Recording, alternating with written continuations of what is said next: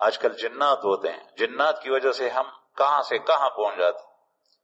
پریانو ماماگانو منگ تخبل غوٹا را گئی تاسو خبل غوٹا والی، بچپن سے بڑوں نے ہمارے دل کے اندر یہ بات بٹھائی ہے کہ جنات کو جب ماماگان نہیں بولو گے تو پھر چیز نہیں دیں گے، ان کی قدر کرو۔ یہ مشرکین کا نظریہ ہے۔ کیا ہوتے ہیں جنات؟ جنات اللہ کی مخلوق ہے، جناتوں میں طاقت ہے، لیکن وہ انسان سے ڈرتے ہیں۔ وہی انسان جو اللہ سے ڈرتا ہے، وہ مومن سے ڈرتے ہیں۔ کیا جنات ہوں گے، کیا ان کی قوت و طاقت ہوگی؟ آج کل جنات کی وجہ سے قمیص، عورتوں کی قمیصیں بھی پھراتے ہیں۔ عامل کہاں ہیں؟ یہاں دارالایمان بھی لے آتے ہیں۔ میں کہتا ہوں مجھے خود پتہ نہیں کہ جن کیا ہوتا ہے۔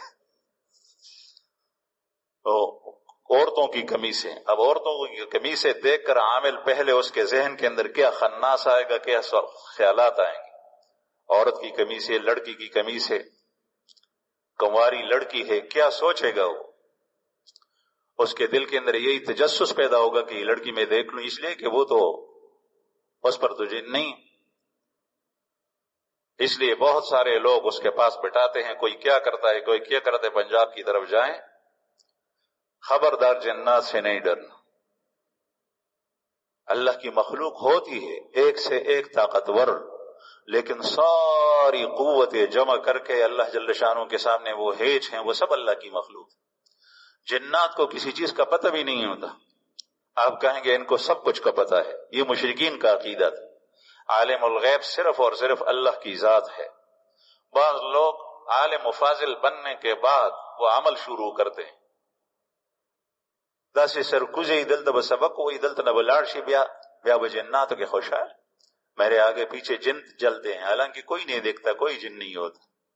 اس کو یہ خیال ہوتا ہے کہ میرے آگے پیچھے جنات کا لشکر ہے، میرے پاس بڑی قوت ہے۔ ای خیال استو محال استو جنون، یہ خیالی باتیں ہیں۔ جو فرشتہ آتا ہے تو نہ جن ہوتا ہے نہ کوئی اور چیز ہوتی ہے، سارے کے سارے چلے جاتے ہیں۔ جب اللہ کی طرف سے قہر و غضب کا کوڑا برستا ہے تو پھر جنات کوئی فائدہ نہیں دیتے۔ جب اللہ کی طرف سے کسی پر اللہ کی طرف سے پیرا ہوتا ہے تو جن قریب بھی نہیں آ سکتے۔ حضرت سلیمان علیہ السلام جنات سے کام لیتے تھے، وہ سارے مسلمان نہیں تھے، وہ کافر بھی تھے۔ اس لیے قرآن کریم نے ان کے بارے میں لفظ استعمال کیا شیاطین، فلما تبینت الجن ان لو کانوا یعلمون ما لبثوا فی العذاب المہین۔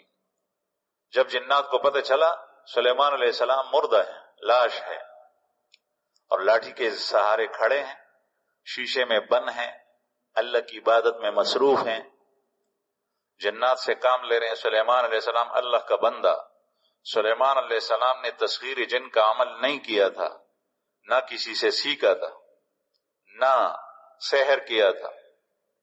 قرآن کریم میں نفی ہے، وما کفر سلیمان ولکن الشیاطین کفروا یعلمون الناس السحر۔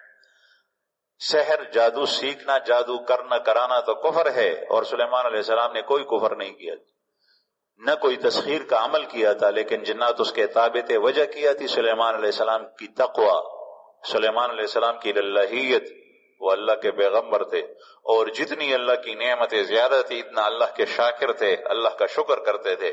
اللہ پاک شکر کی برکت سے یہ ساری چیزیں دیتا تھا۔